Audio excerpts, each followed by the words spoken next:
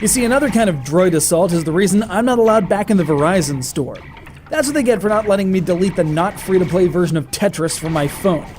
This has nothing to do with mobile operating systems. It is, instead, a top-down shooter from Puppy Games featuring a variety of little droids all scuttling about a research facility and getting into vicious gun battles to the death. It's a little bit adorable and a lot of bit run-and-gun action, which I'm on board with.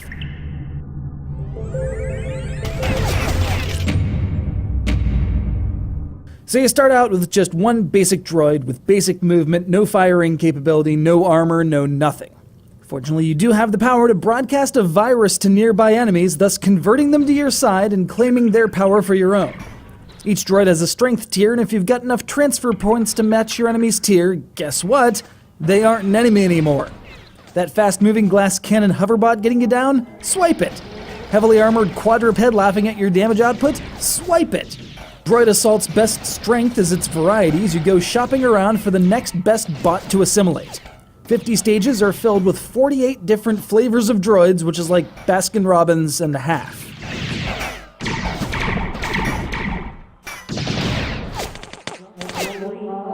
Unfortunately, while you can have a squad of quite a few droids under your control, the AI for the bots you're not directly directing makes about as much sense as that aforementioned Tetris on your phone that you can't delete. They just kind of amble around and don't present much of a strategy, firing at whatever they come upon and just otherwise wandering. Not terrible, but not at all useful for the kind of strategy I wouldn't mind applying to this game. But with rather bare-bones controls, WASD to move, mouse to move the target reticule, there isn't really much room for strategy.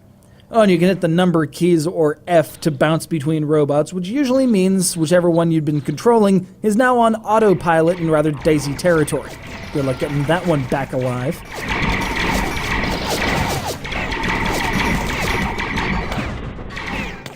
And that's really where the heart of the strategy lives, in accepting the fact that your bots, even your favorite bot, that bomb squad beast with a heart of gold and a plasteel plating 3 miles thick, is eventually going to meet an untimely demise.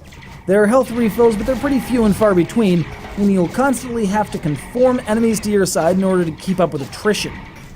Fortunately, Droid Assault is engaging enough that you'll happily churn through level after level, bopping along with a thoroughly blippy soundtrack, extensive robots running amok in a warehouse-style sound effects, and thoroughly pixelated, very neon design. Kind of like Geometry Wars with fewer vectors and more robots. Heck, the screens even flash and flicker like old misaligned monitors, which seems strange for a game where advanced robots are carrying around large energy generation cells and firing high-intensity lasers at each other. You'd think someone would have gotten around to fixing those things after a while, wouldn't you?